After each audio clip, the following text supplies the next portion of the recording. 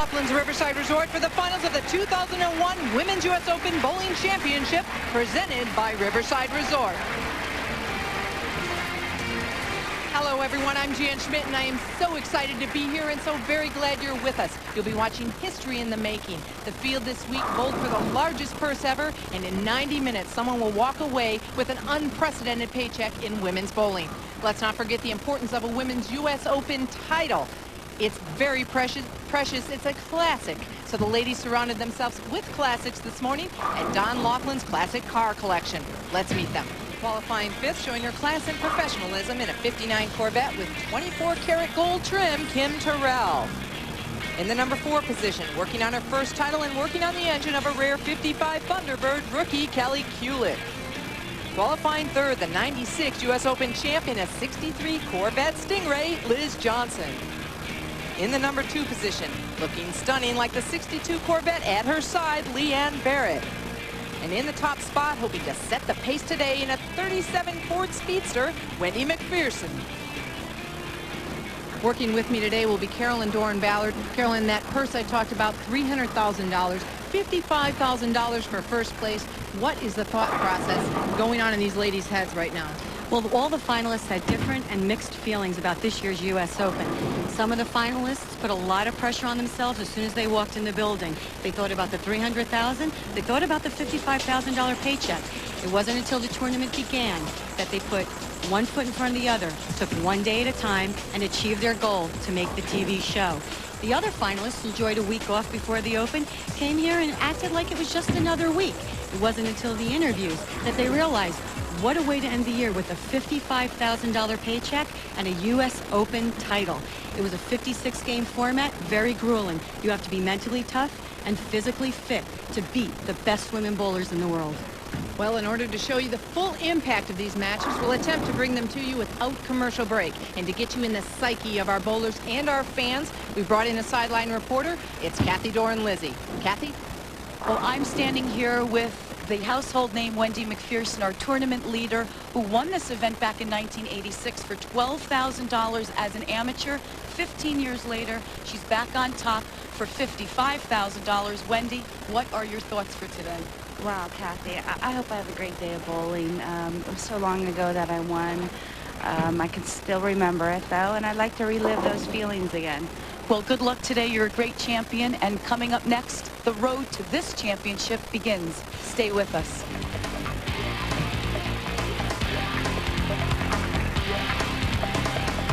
The 2001 Women's U.S. Open Bowling Championship, presented by Riverside Resort, are being brought to you by the Women's International Bowling Congress, striving for 86 years to identify and fulfill the needs of women bowlers. By Travelodge Hotels, first with families, relax with Travelodge. And by Bowling's Mega Strike Jackpot, awarding thousands of dollars to league bowlers. Is your bowling center participating? I'm with Liz Johnson, our number 3 qualifier. Liz, you looked aggressive as ever, and you chose to finish last to put the pressure on yourself. Was that an offensive decision or a defensive decision? It's mostly offensive. Most of the time I like to just put the pressure on myself, and that's usually just how I like to finish. You feel good today? Yeah, I do.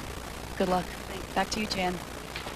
Thanks, Kathy, and you heard it. It was an offensive decision.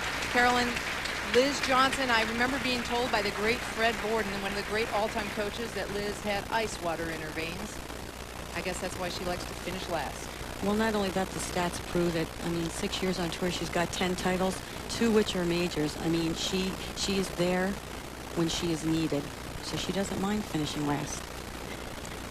First look at Kim Terrell, and Kim really would like to put a major title to her resume. Absolutely. Kim hasn't won in a couple of years. Her last title was a doubles title, so she really wants to prove this to herself. She's really worked hard on the game. Great start with that strike, a little break and carry. Here's Kelly Kulick, a hot rookie. Unbelievable 9 telecasts this season in a rookie year. That ties the record of Cara Honeychurch's set last year in a rookie season. Trips out the little 4-9 there. Started her off, loosened her up a little bit. Okay, Liz Johnson, they're going last. 27 years old. This lady, no stranger to U.S. Open victory. Won this event back in 1996. As a rookie. Can't get any better than that. Everyone's starting with the strike. When you can win the U.S. Open as an amateur, as a rookie, that pretty much will say something about your talent. 211 average, pretty high average. U.S. Open, typically a low-scoring tournament. The field average pretty low, but these 5 ladies obviously found a way to conquer the conditions. Absolutely. They got a little tougher as the week went on. And really, the girls that made the telecast today basically stayed within the top 6 throughout the week.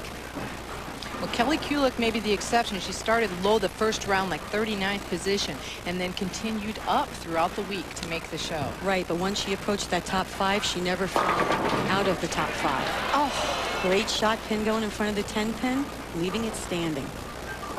Wow, and she almost had a 7-10 for a minute. I know you're familiar with those on TV, Carolyn. Yeah, once in a while. 210 average for Liz Johnson.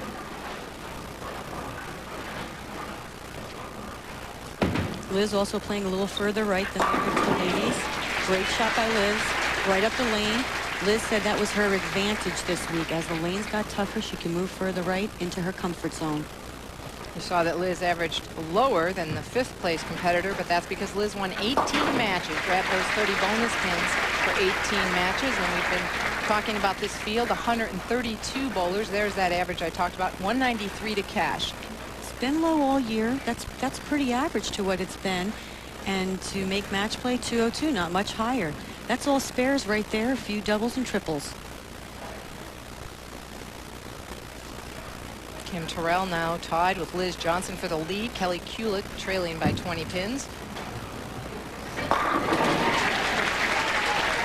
And they are continuing to strike. Okay, we're talking about this huge purse. Let me do it right now. There's $50,000 bonus on the line from Travelodge if anyone shoots a 300 game here in this telecast.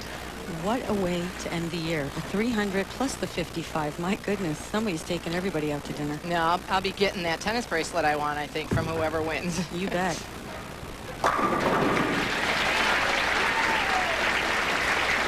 There's the purse we were talking about. 55,000, excuse me, on top. Not too bad down the line from there, Carolyn. Not at all. 5th place, 13,000. You can't ask for a better week than that. Roll. Get up. Coming up light, just barely leaving a 2-pin. Seems like Liz missed a little bit right when she let that go. Basically, when you missed a little right this week, you had a little bit of hang to the right. Ball didn't recover as hard. Looks like she might have lost that a little bit. Changes balls to shoot at her spare. Ball that goes real straight. With LSU's upset of Tennessee yesterday, the College Bowl picture blew wide open. Find out tonight at 6 p.m. where your favorite team will end up with a College Game Day Bowl Selection Show. Reese Davis, Rod Gilmore, and Mark May break down all the bowl matchups for you tonight at 6. For more information, log on to ESPN.com.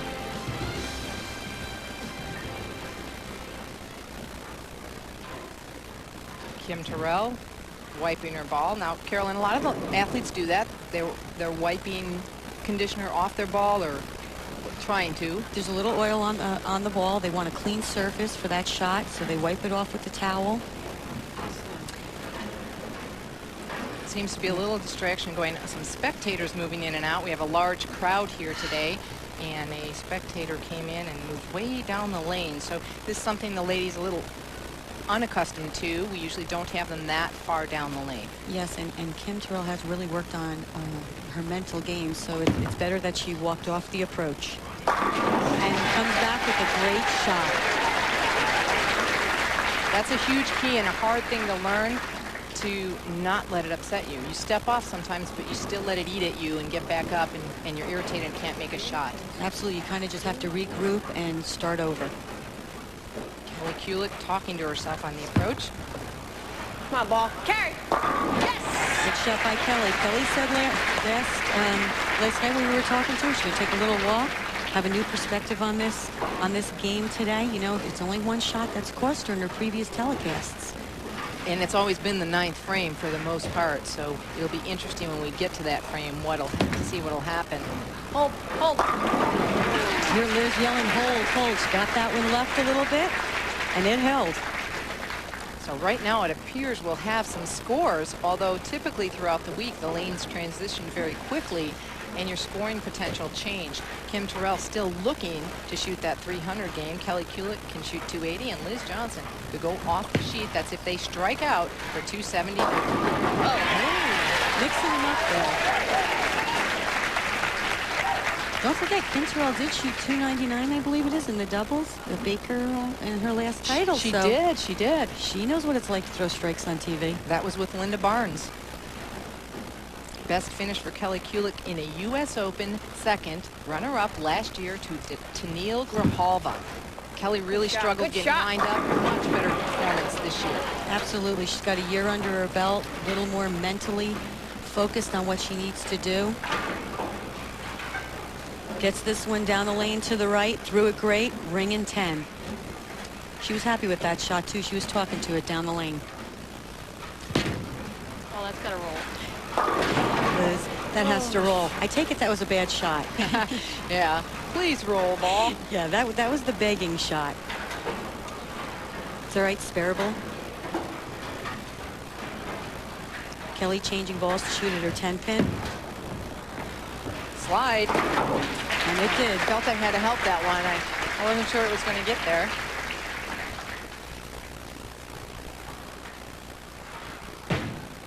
Liz attempting to cover the spare. No problem. We told you we'd get into the psyche of the bowlers and their fans. Well, Kathy Doran Lizzie is standing by with Kim Terrell's mother. I'm here with Joyce and Owens Terrell, Kim Terrell's parents. Nervous? I see your palms sweating all the way from across the room. You thought you'd never see her bowl for $55,000, I bet, huh? Not right now. I thought it would have been a while. Owens, you started her bowling. How do you feel? Well, I gave her the basics when she was about 8 years old, but I can't take credit for the finished product. Well, you did a wonderful job. Back to you, Jan, Carolyn. Thanks, Kathy, and I want to know which one of them is taking credit for this 710. It was a great shot. Bad break, and how unfortunate. She's talking to her parents, and look what happens. Push, push, push. Yes! Oh, another trip 4. Asking it to push. Push just enough, trip the 4-pin, gets the break. Here's Kim's shot. Pins just leave the deck. 7-10 standing, bad break. Unfortunate break for Kim Terrell, and I'm sure her parents are a lot more nervous right now as she just leads by 7 pins. Kelly Kulick and Liz Johnson trail by 7. Kelly and Liz both have an opportunity to shoot 259. Kim Terrell could shoot 266. That's if they take it off the sheet. And again, Liz calling for the ball to roll up. It doesn't. 2-8-10, and this one is a tough conversion. You may be seeing a little bit of transition on the lane. Kim is a little further right also than Kelly, not as far right as Liz. She just 7-10'd on that lane. Liz 2-8-10's. We might be seeing a little bit of a change. Well, she's going to try and probably take the wood and hope something bounces out, and it didn't.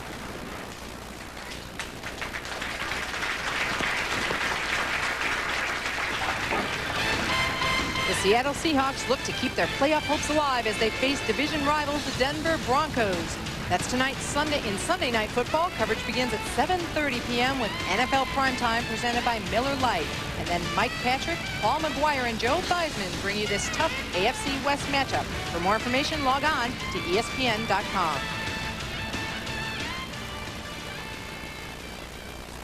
Look at the score right now. Kim Terrell still in the lead by 7 pins. Liz Johnson, though, trailing because of that open frame. Kim did, while they were warming up, does have the right lane just a little bit tighter, and she did choose to use 2 different balls.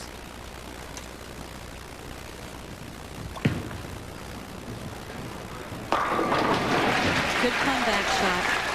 She's using 2 different balls on that lane. The left lane definitely hooks a little bit more for her. Like I said, she has the right lane tighter, so we may be seeing a little bit of carry down.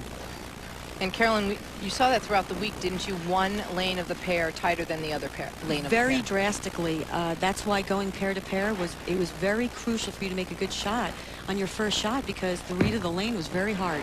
205 average on this pair for Kelly Kulick throughout the week. She's looking to better that right now. Very close to that pace, though.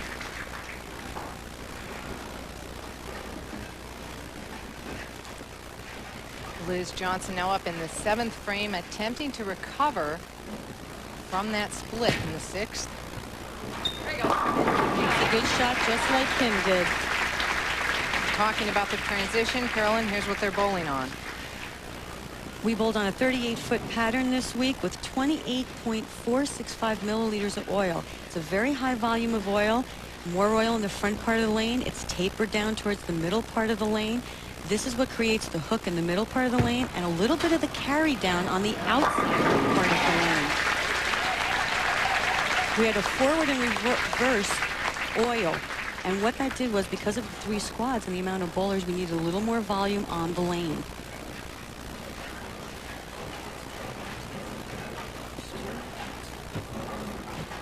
.269 game this week for Kelly Kulick, and that low game of 151. As I said, she struggled in the beginning of the tournament. Oh, can't Kelly leaving a 10 pin, and Kathy Doran Lizzie is down on the floor with Kim Terrell. Kim Terrell, you just made 8 quality shots, 1 bad break. What's your focus? Well, I'm just trying to take it kind of one frame at a time, not get too caught up in what Kelly and I were doing, and just make good shots. Great job. Jan? Thanks, Kathy. Well, it's a good thing that she wasn't watching there. Seeing Liz Johnson get that messenger go across, knock out the 10 pin. Getting a great break, and as you can see, Liz's ball's going down on the right lane just a little bit longer than our left lane. Depending on who wins this match, we may see a little bit of a move on that right lane. So Kim Terrell in the lead, even though she had that 7-10, she now leads by 28 pins because that's the only frame she didn't strike so far this match. And like she said, she's just been focusing on one shot at a time. This is where she really worked mentally. Try not to get ahead of herself, because when she gets ahead of herself, she loses what she's supposed to be doing. That's where Kim has typically been better in a team or double environment, because she had the assistance of a partner. Either they relied on her or she relied on them. Now she's on her own, and she's worked very hard mentally, and you can see the progress. Absolutely. Okay, Kelly Kulick, U.S. Open, rookie season. Pressure's kind of on Kelly, really. She's got a lot to really gain here today by winning.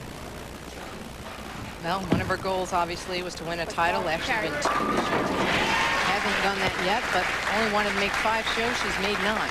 Absolutely, and she's making some really, really good shots. And this is typical of Kelly, though. Her first match, she'll come out very aggressive. She marked in the 9th frame. Things could be changing. Liz Johnson in the 9th frame. Big shot, really had to have that one. Liz Johnson could take it off the sheet for 234. Kelly Kulick could take it out for 238. That means Kim Terrell really just needs a mark here to advance.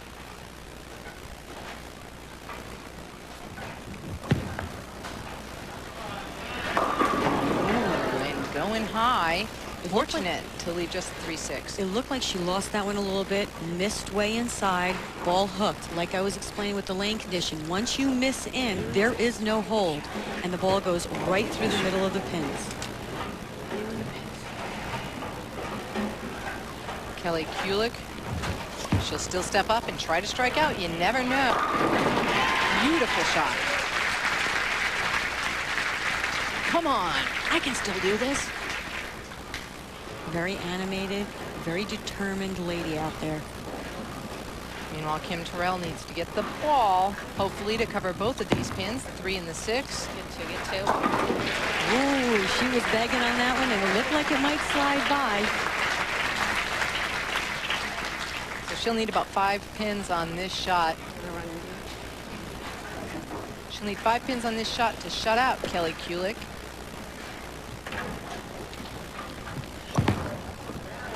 That's assuming Kelly strikes, and she does.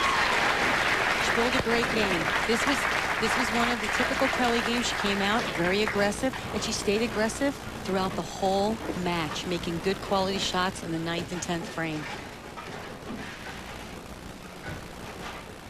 5 pins, you want to keep it in the middle of the lane. Pretty safe if you hit the head pin. You should get at least 5. You would hope so. Close the rack, that's plenty. Double that, so Kim Terrell will advance. But first, when we come back, I'll take you on a tour. Leave or not. If you're wondering why Don Laughlin's Riverside Resort was chosen to host the 2001 Women's U.S. Open Bowling Championships, it's not just because of the fabulous bowling facility. It's really because there's something for everyone here. Let's take a little tour and I'll show you what the athletes and fans experienced this week. Come on.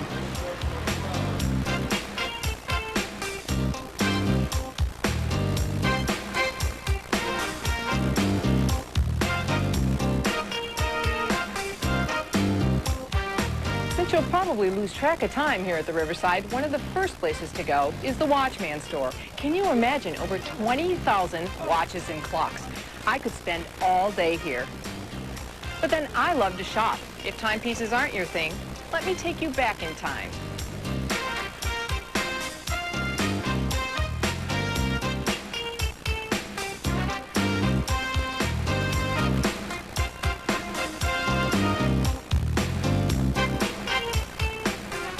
How about a walk through decades of automotive excellence at Don Laughlin's Classic Car Collection Exhibit Hall? It houses more than 80 rare antique automobiles, many of them a piece of American history, like this 1930 Buick Series Roadster. There are only 9 of this model in existence. But if antiques are not the kids' cup of tea, there's something for them also. Let me take you there.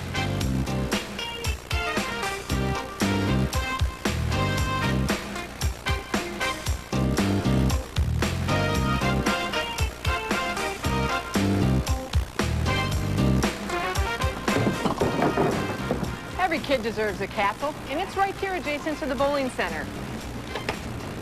Kids Castle is a state-licensed, supervised play center that provides a safe and fun place for kids 3 months to 12 years of age.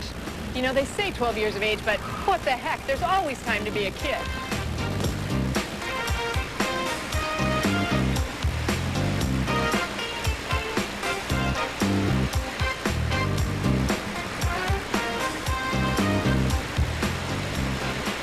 After that workout at Kids Castle, I was ready for some R&R at one of Riverside's 2 pools.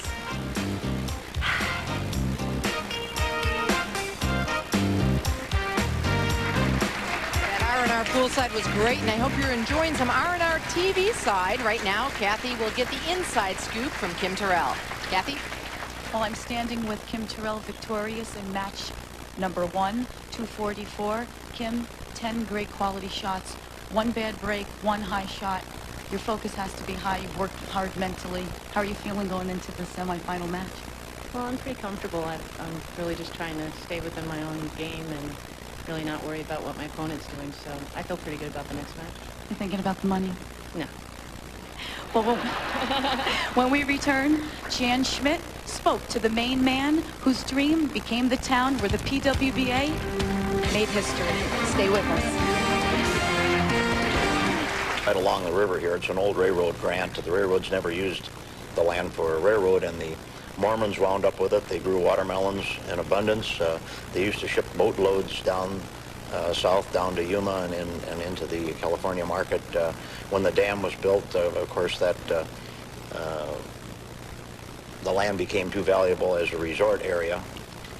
And as you can see now, there's 10 resort hotels down here. But there was millions of watermelons raised down here back in the 20s and 30s. That's interesting. And I know you started out with just 8 motel rooms, and now 6 expansions later, it's over 1,400 hotel rooms here and so many amenities. One of my favorites is the classic car collection. Is that a personal passion of yours? Yes, I had a few classic cars of my own, and we were able to acquire a lot of cars. Most of them are not mine. They belong to people that have restored them, and if they've been restored properly, we allow them to show them here if they meet our criteria. Many of them are for sale. People restore them, and they get tired of looking at them, and they decide to sell them. So we have about 100. Your latest edition here at Riverside came in 1999. It was the bowling center, and we're glad you added it. But why did you choose to put a bowling center in Riverside? There's no bowling alley in this area, and we felt there was a great need for it. It's been a smashing success. We built it on the second level so we could have shaded parking underneath, with shade in the summertime is a very valuable commodity here in the desert. Did you ever think that there would be an event like the Women's U.S. Open Bowling Championship here? No, Jan, in my wildest dreams, Brian Markowitz gets the credit for that. He was able to put that together. He's our bowling manager, and we're proud of him. When you built this place, you started with, there were 8 rooms, and it was 1964, 6 acres of land. Did you ever dream that it would become what Riverside is and what Laughlin is today? No, Jan, I don't think anyone did. I could visualize maybe 3 or 4 casinos being here, but to have grown to the magnitude that it has surprised everyone. Well, thank you very much, Don. It's been great coming here, and I agree everyone should come and visit Riverside Resort. We'll stay open all night if they do. Okay. Well, he never dreamed of Laughlin like this. We never dreamed of this kind of a U.S. Open. The man he gave credit to, Brian Markowitz. Kathy standing by with him. I'm with Brian Markowitz, Director of Bowling Operations here at the Riverside Resort. And Brian, you played an intricate part in getting the Ladies U.S. Open here. Oh, it's been the greatest. The women are great. The tournaments were great. The pro-ams were fantastic. We killed them. It was the best thing I've ever had. I've loved having the ladies here. It's the best thing. The tournament's been spectacular. The girls are a pleasure to work with. It's just the best thing I've ever done since I've been here. I love it. It's the greatest thing for the sport of bowling you've ever seen. Well, you heard it here, folks. He was thrilled, and so are we. Thank you very much, Brian, for everything you've done to get us here. Jan? Thanks, Kathy, and what great hosts they are. You know, he almost did have to stay open all night at the Starview Room for a special event this week. It was the Champions Dinner. United States Open tradition continued this year as the Bowling Proprietors Association of America hosted the U.S. Open Champions Dinner earlier this week in Riverside Starview Room. BPAA's Jack Moran and PWBA's John Falzone passed on words of encouragement to this year's contestants who were all dreaming of going home with this crystal trophy. Tradition was then tossed aside and karaoke became the theme. Past U.S. Open champions showed their multiple talents as they sang and danced the night away.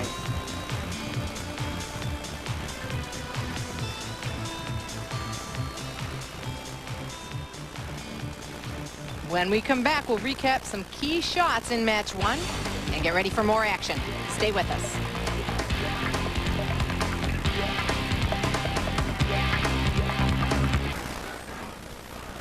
This is the lane she's playing a little bit tighter. Looks like a great shot. Just leaves a blower 7-10. She came back well, though. Bounced right back. Absolute great shot. Boosts the confidence a little. Needed this spare to win. Close, but makes it. Final score in match 1, Kim Terrell 244 to Kulick's 238 and Johnson's 212. So it will be Kim Terrell taking on her good friend Leanne Barrette right after this.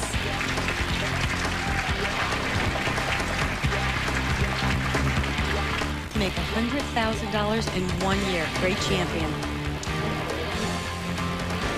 And back down to Kathy to find out what Leanne's strategy is. I'm with our number 2 qualifier, Leanne Barrette, another familiar face out here on the PWBA Tour.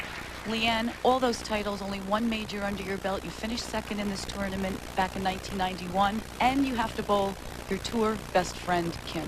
How are you going to handle that? Well, this is what we wanted. We both wanted to be here, and hopefully we'll have a good match, and one of us will be bowling for the title, so it'll be good. Free dinner either way. Either way. Back to you, Jan. Hey, thanks, Kathy. Hey, free dinner. Oh, I don't think she meant us. I think she meant both of them, huh? Kim and Leanne. But hey, maybe we'll join them. We're ready for the semifinal match here, and Kim Terrell will be first up.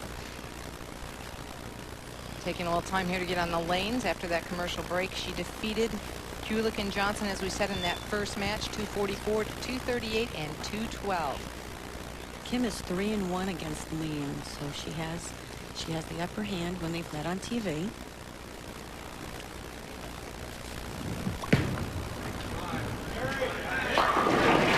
First shot by Kim. Kim's really throwing the ball well. She's really worked on her physical game along with her mental game. Try to stay behind the ball a little more, not be so much on the side of it. Let the ball roll a little more. Leanne Barrette, 34 years old, 15 years on tour, 23 titles in Carolyn. Only one of those titles is a major. Unbelievable. She's also got 89 TV appearances. That's amazing. Nice shot for Leanne. Let's talk about the friendship issue for just a moment, Carolyn. You have to bowl against friends. You also have to bowl against your sister. Does that affect your competitive outlook when you're down there? You know, I'm sure it does to just very little to a certain extent, but you really have to focus in on what you're doing. And one of the ways to do that is when you are bowling on TV, maybe not watching what your opponent's doing. It kind of takes away, you know, then you're forgetting who you're really bowling against. But I'm sure it is a little hard, but, you know, the more you're there, you kind of get used to it. Well, I guess the best thing for you people to shoot a great game was a pretty good shot. It's a lot easier when you're bowling on TV and you know you made the best shot you can. You just didn't get the breaks. It's a little easier to handle. Good shot by Leanne. Leaves the ring in 10. Leanne basically playing the same line, close to what Kelly Kulick was doing in the first game. Right, you talked about a variety of styles. She covers up that spare. So Kelly and Leanne, similar. Very similar. Leanne's a little more on the side of the ball. Kelly's a little bit more behind the ball and comes around it. She's a little more of a finesse player, and that's what allows her to open up the lane the way she does. What about Kim Terrell? Kim Terrell's a little, I call her an in-betweener. She's not really straight like a Liz Johnson. Gets a little more roll in the front part of the lane, which allows her to open up the heads just a little bit and get a little different angle on the back end. Obviously didn't open up the heads enough right there. Missed a little left on that right lane. Now, don't forget, this is the lane that Kim had tighter. She's using a stronger ball with a stronger pin placement with the hole. Now, the shot in the 10 frame, same thing here. Misses a little left. There's no hold in the middle part of the lane. Ball goes right to the Brooklyn.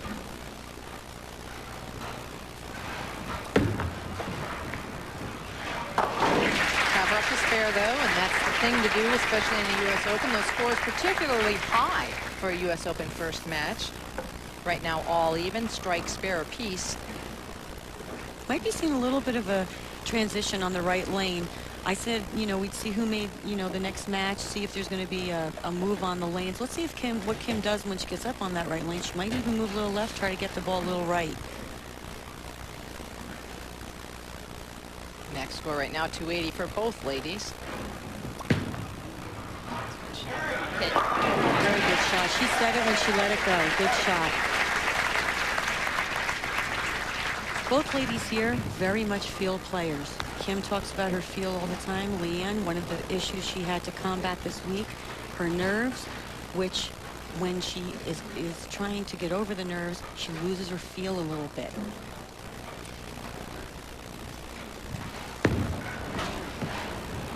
Light gets the mixer. Big event, a lot of money on the line. The other finishers for this event, 6th place, just missing out, Jennifer Swanson. BWA Bowler of the Month for October, Michelle Feldman finished up in 8th. A pair of Dorn sisters, 7th and 9th. Kim Adler in 12th, our 1999 U.S. Open champion, and our last year's champion, Tamila Grijalva, in 15th. Interesting note, Leanne Barrette, it's her 5th U.S. Open show. She has a 2nd, 3rd, 4th, and 5th place finish. It's almost like it's meant to be. Bad shot for Leanne. You heard it out of her mouth. That needs to hook. Got it way right down the lane. And that's where you get, when we're talked about the lane condition, you get that little bit of hold, little bit of hang to the right. She gets it too far right. Ball never recovers. That's what we're talking about, the accuracy required to play on many of the conditions that these ladies bowl on. Second you saw there was that 2nd place in 91. That was to Anne-Marie Dugan, who wishes she were bowling her right now. Absolutely.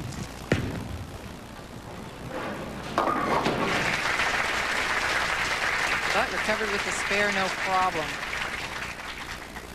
Okay, the last The first shot on this, let's see, she started on the left lane. Now Kim went high twice on this lane and once light. So let's see what she does on this shot.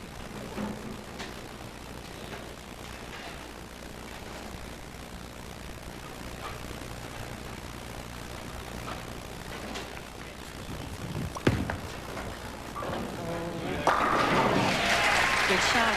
Looks like Big strike for Kim Terrell.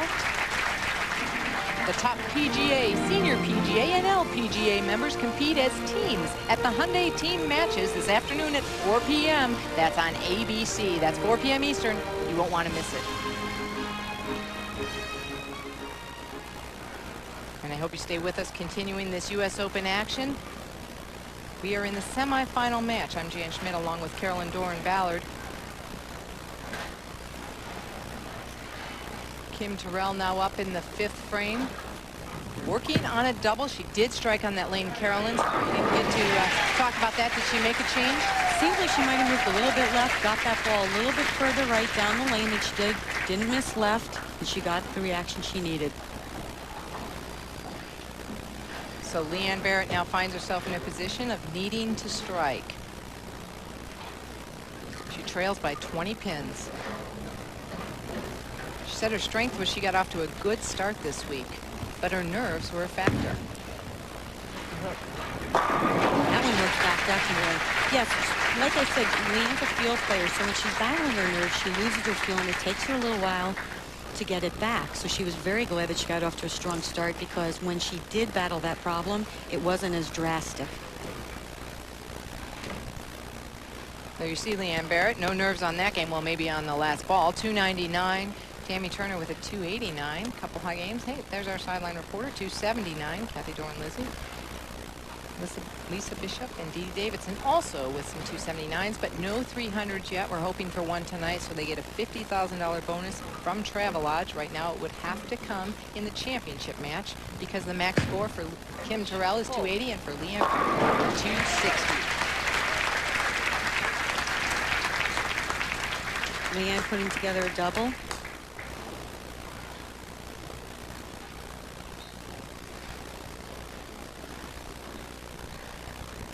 Kim has 7 titles to her credit, but no majors.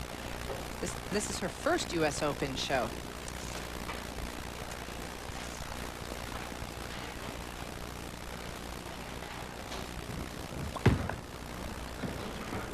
Good shot.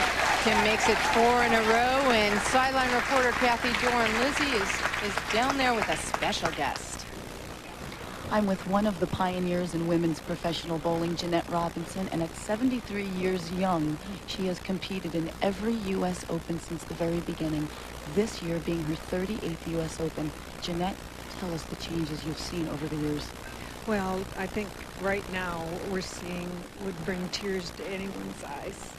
It's just terrific. The girls work so hard. I know how dedicated they are because I'm out here occasionally. And I'm just so very proud of them. You know, I bowled in the Marion Ladaway, Laverne Carter, in that era, and saw the winning going on. But right now, I see in the tour something that is wonderful for bowling. I work for Coast Properties, the Orleans, and of course they just stepped right up into sponsorship of all the pro tournaments, men and women alike. And they wouldn't do it unless it was warranted. Well, thank you very much for joining us, Jeanette. Back to you, Jan. Thanks, Kathy. And holy cow, 38 U.S. Opens. Unbelievable. She's a credit to our sport, and besides that, one of the nicest ladies I've ever met. She definitely is. She has been one that fought long and hard to get us to where we are today. Absolutely. Thank you, Jeanette. Leanne Barrette liked this pair throughout the week with a 225 average on it.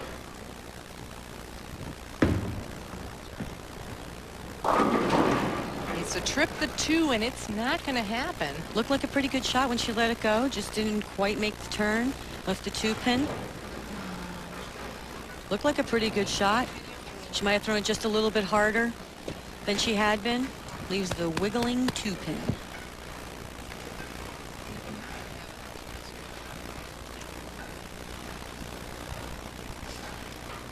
one thing Leanne said really helped her with her nerves is she didn't watch the scoreboard this week.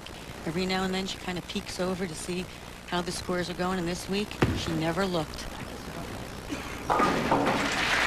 That's fair, and talking about Jeanette fighting, there was a lot involved in getting to this point in this U.S. Open, and one of the ladies who was a big part of it was Billie Jean King, famous tennis star who had the Battle of the Sexes, beat Bobby Riggs, and she was very active in working with the women and having them stick together, and then we all worked with BPA and wound up with this tremendous event.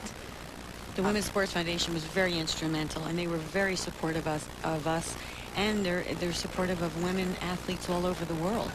And we really thank Billie Jean King and all her staff and the Women's Sports Foundation, everyone involved, for helping us out. Exactly. Donna Lopiano, the executive director, came up with the players. Fantastic. Big break. And Billie Jean King personally came here on Sunday to the event. This is the lane that's hooking more for everybody. Breaks sharply, pin comes around on the deck, taps out that 9. What a great break. I'm happy, Leanne says. And now she says, I'm not looking. Let me just remember that break and right. Nothing else. Another good shot by Kim. She actually seems like she got that one in maybe just a little bit left of where she'd been playing, and it held, but she made the move left. She's made some good shots on that lane.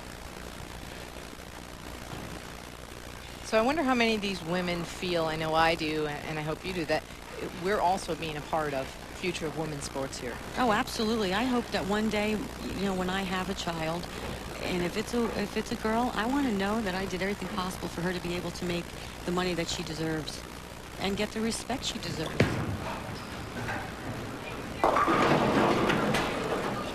She went high on that lane last frame, and she had been hitting the left lane. So the left lane now might be changing, and it's time for her to make an adjustment on that left lane. That was the lane that was hooking for everyone in the first match, and now probably is breaking down a bit more in the second match. Goes a little high, leaves the 6 pin. She'll change balls to try to cover that up.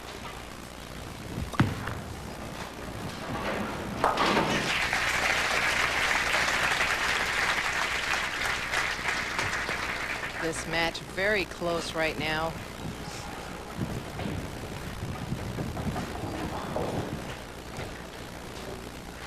All even, both players could strike out for 239. If they go off the sheet, we could have a tie. Wow. Best friends, let's tie in the semifinal match of the U.S. Open. We don't want this match to end. Well, right now that took away some of the tie potential, but she was on a strike, so won't lose the pin count.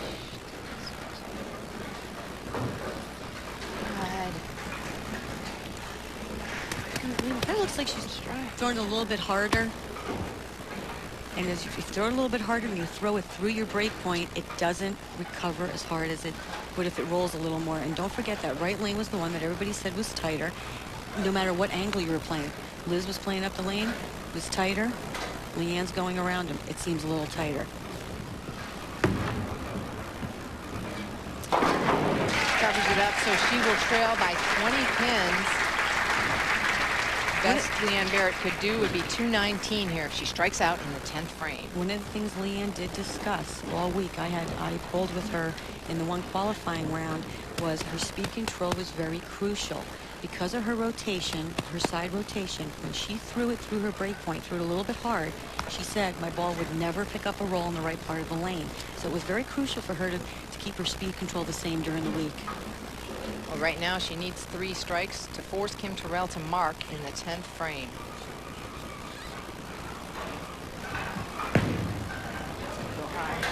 And it did. You're right, Leanne Barrette. It did go high. Maybe compensating off that last shot. Could be, you miss right on one lane. Of course, the next thought process could be, well, don't miss right, may not recover. Goes through the nose. This lane could be breaking down. We may see some moves on this left lane.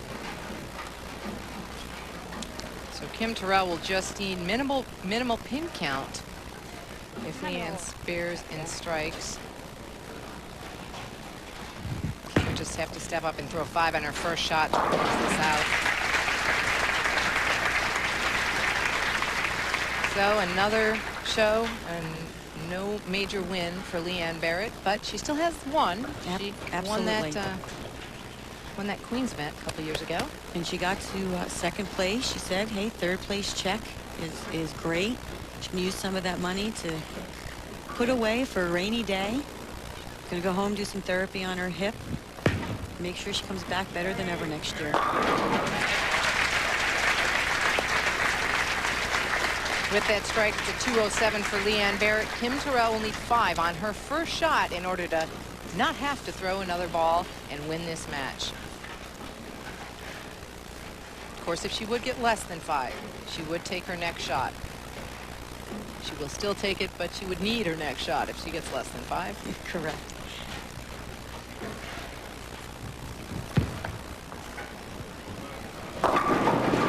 Eight is enough, or 9 is enough, whatever you prefer.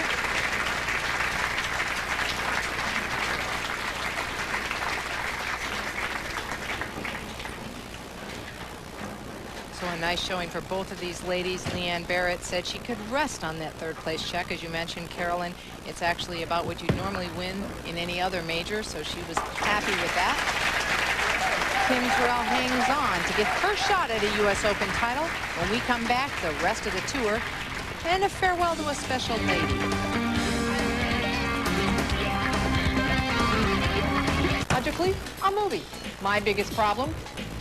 I'm too full for popcorn, but I will get to see a great movie because Riverside has 6 state-of-the-art theaters, all with surround sound and first-run movies.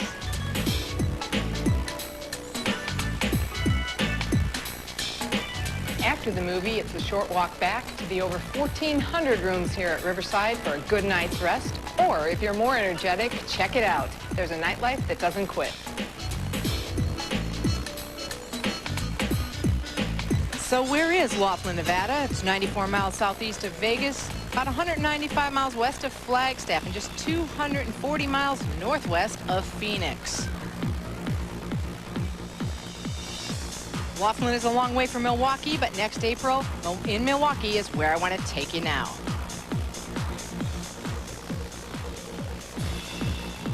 When the WIBC delegates convene in Milwaukee for the 2002 annual meeting, the flavor will be bittersweet. A testament to the power of the largest women's sports organization in the world will be oh so sweet. But the fact that it will also be the last convention at which President Joyce Deitch will preside sours that sweetness. After serving the WIBC in various positions for the past 29 years, as well as serving on several bowling industry boards of directors, Joyce will retire when her term expires on July 31st, 2002. Her commitment and dedication to women's bowling has brought her many of the industry's top honors, as well as securing her a place in the Las Vegas and Nevada WBA Halls of Fame. Joyce Deitch is now awaiting the delegates' approval to become a WIBC Life member. President Deitch's tireless effort to promote women's bowling has been a positive influence on the entire industry and has paved the way for future leaders.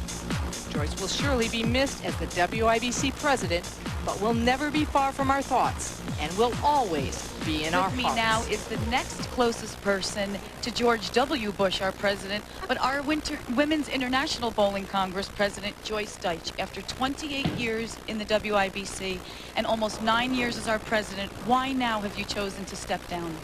Because it's time. I have always believed that we should have term limits. You shouldn't go on and on. You need to let your younger women grow into the job that you've held. Well, with the partnership that we grew into, unifying the PWBA with the Women's International Bowling Congress, what do you foresee for us in the future? That was one of the best decisions that our board of directors ever made, to be aligned with these wonderful young women athletes and to watch them grow and to help the whole program increase in the future. I think it's wonderful. Well, on behalf of all of us in the PWBA, we thank you, but stay with us because coming back next, we have a fantastic year in review on the PWBA Tour. Don't change that dial.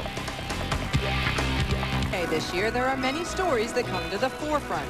First and foremost, the year of Carolyn Dorn Ballard. She started her season by winning the prestigious WIBC Queens, and went on to cash in every event, finishing no lower than 14th throughout 2001. Well, I wanted to make some more shows than I did last year. I felt like I let a couple shows slip by me, put a little bit too much pressure on myself, so over the break I worked on changing my way of thinking when I came into a tournament, and I was a little more mentally focused and fresh, and it worked. Well, I'd say it worked. With 7 titles this year, she tied the professional women's record for wins in a season held by Hall of Famer Patty Costello since 1976. And her astonishing 18 TV appearances set a new mark that may never be broken.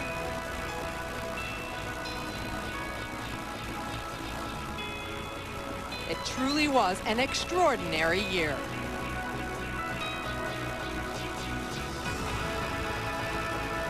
I can't really put into words what I feel right now. I mean, I've over-accomplished what I set out to do. A year like this is just phenomenal, and I think it's something that you think could possibly happen, but in the back of your mind, you're saying 18 finals out of, so many tournaments. So really, I look back at this year, and it's a wonderful year for my career, and it's something I will remember. If not for Carolyn's incredible season, we might all be talking about Liz Johnson. Going into 2001, she had 6 titles, one of which was a major, the 1996 United States Open. This year, she added 4 more titles to her resume, including another major, the Hammer Players Championship. But perhaps the highlight of her season came in tandem with her victory at the Storm Challenge, as Liz achieved perfection in the final match, bringing much-needed smiles to the fans and athletes.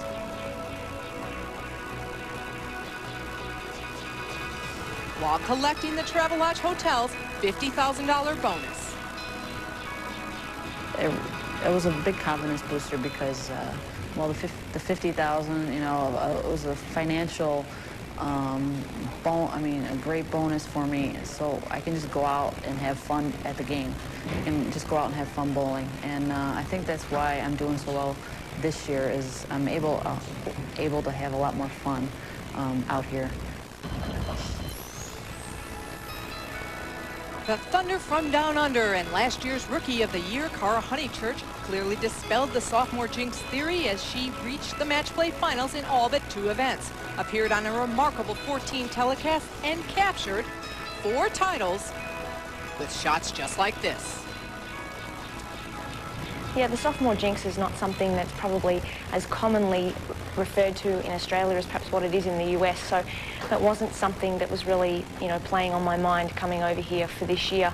Just tried to take it one tournament at a time and come over here as best prepared, physically, mentally, and bowling as well as I possibly could, and thankfully, I was able to have a reasonably good year, so it's been great.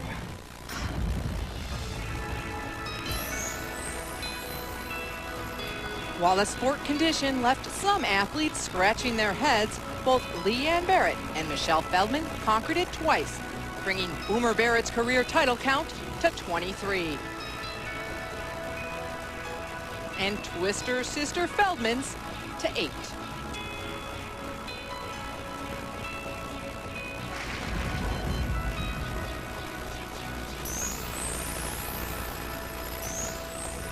Other PWBA veterans stepped up to the challenge, like Dee Dee Davidson, who battled a roller coaster season to win her 8th pro title at the Las Cruces, New Mexico Open. And though Wendy Macpherson season paled in comparison to her torrid Bowler of the Year pace the past 4 out of 5 years, she still compiled some pretty impressive stats, winning career title number 19 while appearing on 10 telecasts. Plus, Tish Johnson amassed several career highlights, including becoming the PWBA's 3rd millionaire, breaking the record for consecutive events bowled, and being elected to the WIBC Hall of Fame, making this one of her most memorable seasons. You know what? I think this year has been the best, even though I haven't made a lot of money. I was the Iron Woman. I was inducted into the Hall of Fame. I broke the $1 million all in 1 year. I mean, what more can you ask for? I'm going to give it 1 more year, and give it everything I got. And after that, we'll see what happens. We expect all these things out of veterans, but rookies are supposed to lack experience, be a little rough around the edges. No one told that to Kelly Kulick.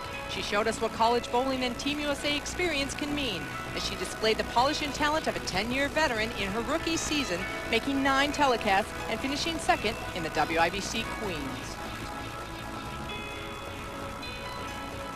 And for my first year out of 24 events, including the Open, my goal was to make at least 5 shows and win 2 titles. I thought that was a pretty good ratio. And so right now I've exceeded the 1 goal where I've made 8 shows now, including the shootout would be 9, but I haven't won yet. So on one end of the scale, I've done great by exceeding the 1 and making 8 shows, and hopefully getting there more often I'll start to win, but I'm still disappointed that I have yet to win. Hopefully tomorrow and in the future, especially with the US Open left, that I'll exceed that goal by at least winning 1 event my year. So the PWBA has just about completed yet another season, bringing you the best in professional women's bowling. We've attempted to show the accuracy and true skills of these elite female athletes by introducing sport bowling. And we're ending our season today with a triumph for women's sports, a $300,000 purse in the 2001 Women's US Open Bowling Championship presented by Riverside Resort. We thank all of you who watched us on ESPN or joined us at a tournament site. The miles we have traveled and the visits to cities, both old and new, have been more enjoyable because of our fans. Final score of the semifinal match, Kim Terrell 228 to Leanne Barrette's 207. Our athletes are finishing warm-up, so let's send you back to Fountain Valley and Jim Kelly for a recap of the men's action. Jim? Thank you, Jan. Thank you, Carolyn. This is the kind of action we saw here at the Fountain Bowl. And Randy Peterson, we watched it all. How was Mika able to maintain that kind of consistency, all right, in the championship match? That's a good question. That was actually what I was going to ask Mika. Mika, you were so focused. You came right out, started with a double, let that, you made the 8 spare, and then you just started flushing every shot. How were you able to stay so focused? That's a good question. I worked really hard to stay focused, and only one shot after the commercial break. I missed a little bit my own, but everything else I just do what I like to do. You talked last night at length about working on your concentration and staying focused. What were you able to apply in the championship match? I just try to concentrate how I exhale, outhale, stuff like that, and that's the way I did the whole week. So. Do you feel like you can exhale now? Feels a little bit better now. You've won in 10 different countries. You've bowled 300 games in 5 different countries, but your 2 victories here have both been majors. Is this one more special? Yeah, I'm Major Mika. Congratulations. Big finish for the Big Fin, right? Thank you, thank you. Congratulations. There is our champion, but we've still got more bowling here on ESPN. Let's go back to Laughlin, Nevada now, and the finals in the U.S. women's bowling.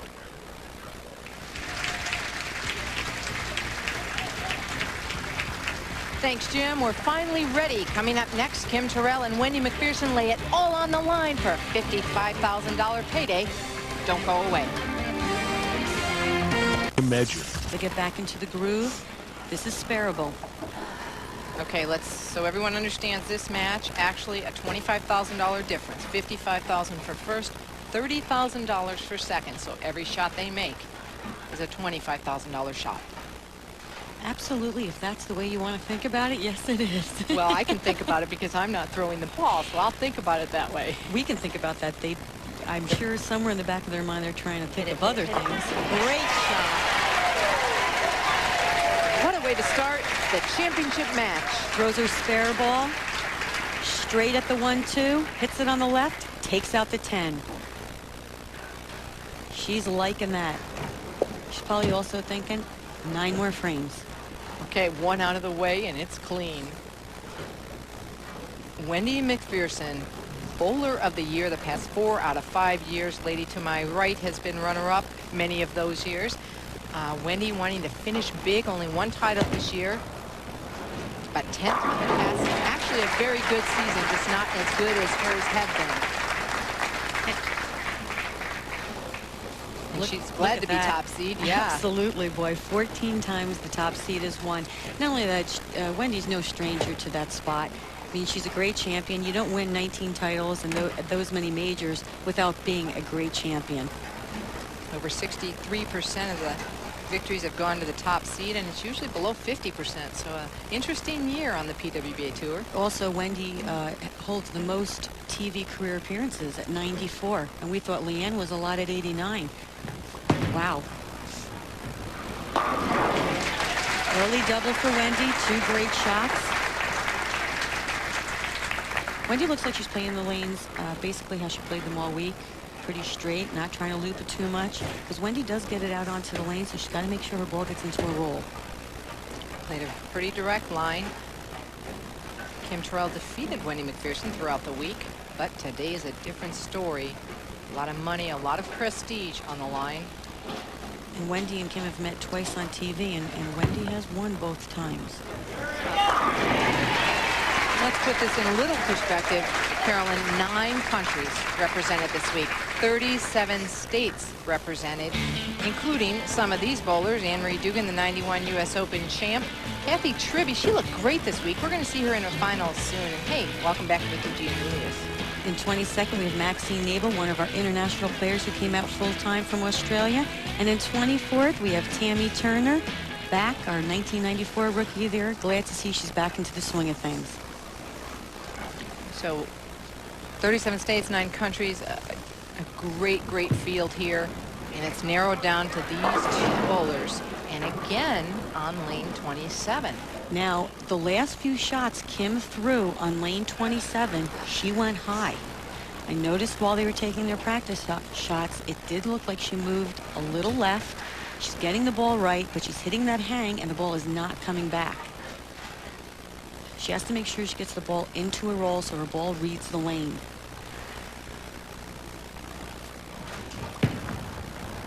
Throws her spare ball. Good pickup.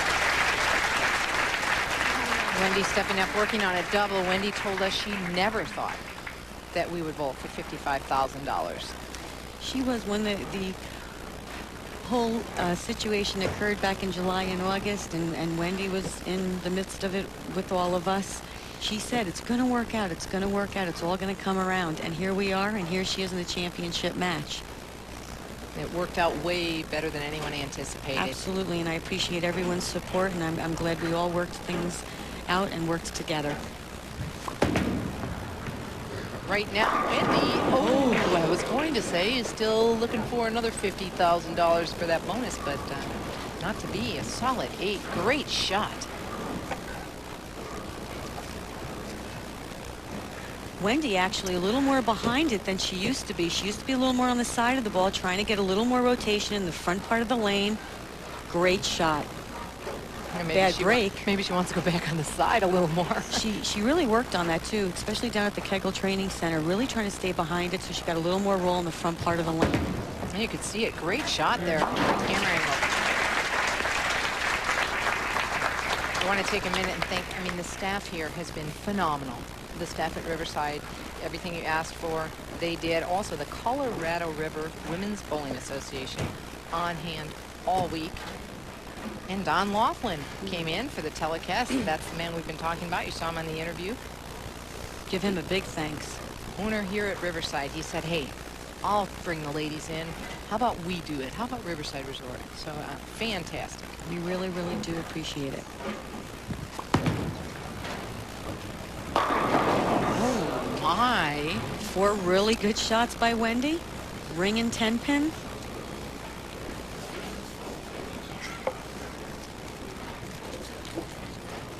Good shot. Ball's right on line. Leave the ring and 10. It's actually still moving.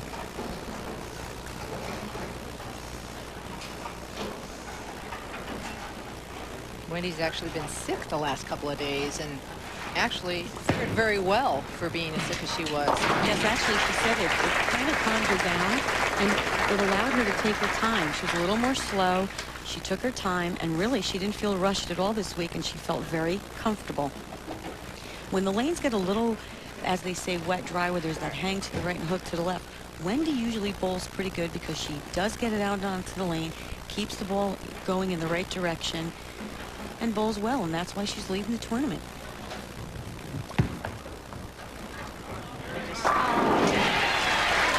That's a beautiful shot for Kim Terrell. Kim's got the right lane down now. We've got to go back to the left lane and make an adjustment. First game, Kim Terrell on the left lane. Here's how she was playing it, Carolyn. Getting the ball a little bit to the right, and it's barely coming back. Now here's this game and what's happening. Starting it a little further in, getting it a little bit further right, hitting that out of bounds. Ball's never recovering. So she's opening up a little more. Just a little bit more. That one's a little bit straighter. Look at that. Didn't get it as far right. Didn't get it as far right down the lane. Ball got into a nice roll. Great reaction. All right, Wendy not only is bowling for a U.S. Open title here, but she is also looking to win her second Triple Crown. She's won the Invitational twice and the Queens twice and the U.S. Open once. If she wins here, she'll be only the second bowler, male or female, to win the Triple Crown twice. What a wonderful feat. Back in 1986, she won $12,000 for winning the U.S. Open. What a change this is. Ooh. Got a little right. Looks like Wendy might have lost that one a little bit.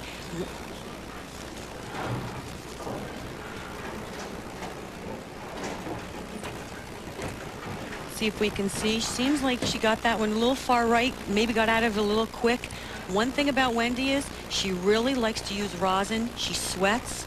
A little bit more on the side of it. Got out of it a little quick. A little quick, just didn't get the hit. Didn't get the right direction up the lane. Yes. Yes. Great. Oh, my goodness. And the reaction from Wendy, who doesn't say much on TV. Look at this shot. Goes for it. She likes it. Slides it over. And you never see reaction out of Wendy. That is fantastic. You better love it. Seattle Seahawks look to keep their playoff hopes alive as they face division rivals the Denver Broncos tonight on Sunday Night Football. Coverage begins at 7:30 with NFL Primetime presented by Miller Lite, and then Mike Patrick, Paul McGuire, and Joe Theismann bring you this tough AFC West matchup. For more info, log on to ESPN.com. Wendy had to be loving that, and how can that come right back at you? I'm going to tell you, you make the 2-4-8-10, you get on the next lane, you regroup, you say, okay, get back into what you're doing. Does not look like a bad shot. Might have gotten a little bit further right than she had been. And that actually looks almost identical to the one Kim Terrell left on the right lane. Pins just left the deck. Well, there was a host of pins around the 7 pin and didn't knock it down. Bad break for Wendy. Really, really bad break. She had just closed to within 6, and now she trails by 39 pins. Kim Terrell stepping up in the 6th, working on 2 strikes. One thing Kim really worked on this week, her coach, Rod Ross, is a gold level certified coach, really helped her stay in the moment, stay on top of things, and not second guess herself, because sometimes she second guesses herself and she gets lost. It was kind of a reinforcement. Great shot. She's trying to take advantage of her moves, her execution, something she's worked very hard on. Owens and Joyce Terrell actually behind Brian Markowitz and his lovely wife. I saw Joyce Terrell during the break looking as nervous as ever and giving me the nod as in, yes, I am. She made a quick phone call to have some fingernails put on after. I think she was biting them away here. I think so. Well, Kim, one of the weaknesses Kim said she had this week was the last day of match play. She wasn't aggressive enough on her first shot. And I think maybe we saw a little of that a little bit earlier. The last few shots, she's come back strong. And basically it was when the lanes were changing. When she'd go to another pair, she felt like they were changing. She double-guessed herself. There. Light shot, glow in the rack. Taking advantage of a good situation. That's what she needs to do. And let me tell you, with somebody like Wendy Macpherson, when you're bowling for a championship against Wendy, you have to put pressure on her. I mean, you don't get 19 titles for anything. Now, I did say she looked like she lost that last shot. Actually, the last 2 shots. She's inserting some tape. Wendy, another one of our big field players. Like I said, she uses a lot of rosin on her hand, keeps her hand dry. The nerves set in, you shrink, you know, you go down a little bit, need a little tape. Here's a look at our leaders throughout the week. Each round, Wendy on top there for the rounds. Leanne Barrette a couple, and Lisa Bishop after the end of 3 rounds of qualifying, was our leader. Okay, Wendy, let's see what the tape did for you. Gets the ball out onto the lane a little more. Whoa! She made him dance. I'd have to see that one again to see which pins actually all fell. I bet they'll show it to you. I'm sure they will. Hangs on to that one, gets it down the lane. Doesn't quite catch it the way she had been. Barely hits the head pin. Comes back, knocks out the 2, the 4, the 7, and the 5. Had to look at that.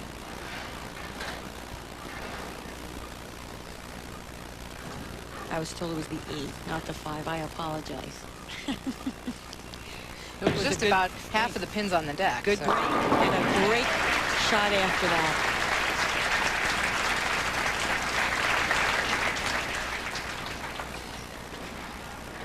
Well, it's still a 39-pin match. Kim Terrell now up in the 8th frame, working on 4 strikes. And you can see the players, the athletes slowing down a bit here. You want to get up there and bowl, but I have to say, I mean, they've never been in this position before. They've never bowled for this much money. No, and I'm sure it sneaks into your mind every now and then. You just kind of got to put it in the right place. Another good shot. Now, she turned around and made a face. She got that one in, and that ball stayed on line, and she got a great result. And it's okay. You know what? You make a mistake, you better make the right one. Kim gives a lot of credit to her collegiate experience. She got a great education. She bowled in college for San Jose State, and she is the collegiate spokesperson, and I can't think of anybody who would be a better spokesperson for collegiate bowling than Kim. Well, this is a big shot for Kim Terrell. If she strikes here, she will not need to mark in the 10th frame. She'll just need some count. This Gets it a little right. Why? Gets a break, though. Doesn't leave a split. Leaves something spareable.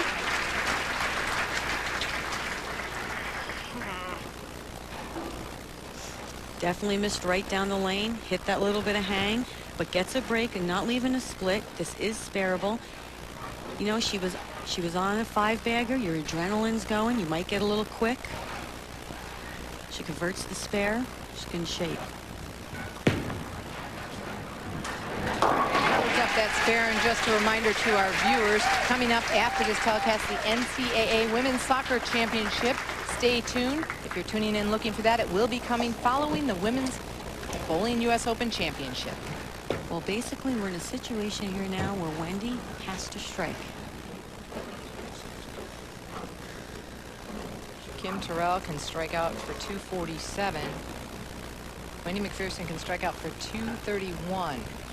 Basically forces Kim to mark in the 10th. Good shot by Wendy. It is not over yet, folks. I have seen Wendy Macpherson step up for some very important things. One of them in the 10th frame at the Samsung Invitational, which basically locked up Bowler of the Decade for her. She struck when she needed it. She's a tough competitor under pressure. Don't expect anything but a shot in the pocket here from Wendy Macpherson.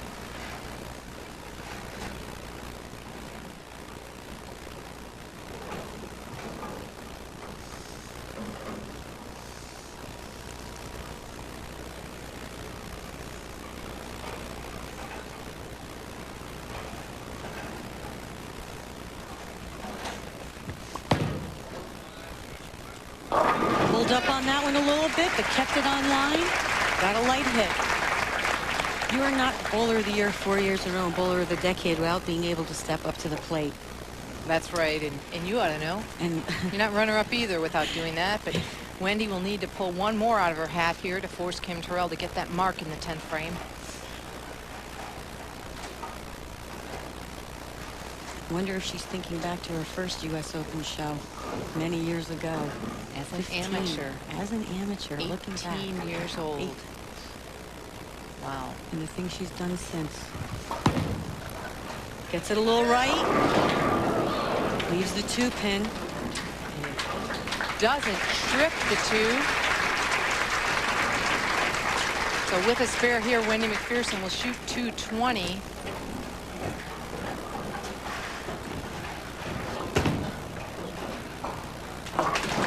fair, hold a great game. So Kim Terrell will need to step up and just get 7 pins on this first shot to win her first major title and her first title in 2 years.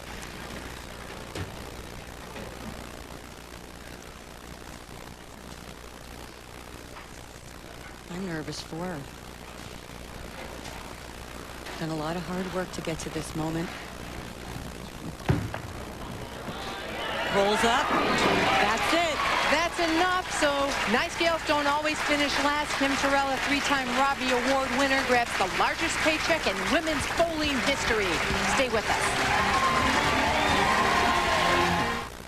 Don Laughlin's Riverside. It's scientifically proven to Brought to you by the Women's International Bowling Congress, striving for 86 years to identify and fulfill the needs of women bowlers. By Travelodge Hotels, first with families, relax with Travelodge. And by Bowling's Mega Strike Jackpot, awarding thousands of dollars to league bowlers. Is your bowling center participating? There's Kim Terrell, final score 236 to 220. Don Laughlin, Riverside Resort, Jack Moran of BPAA. So long from Riverside Resort. Coming up next, NCAA Women's Soccer Championship. This has been a presentation of ESPN, the worldwide leader in sports. For more, log on to ESPN.com.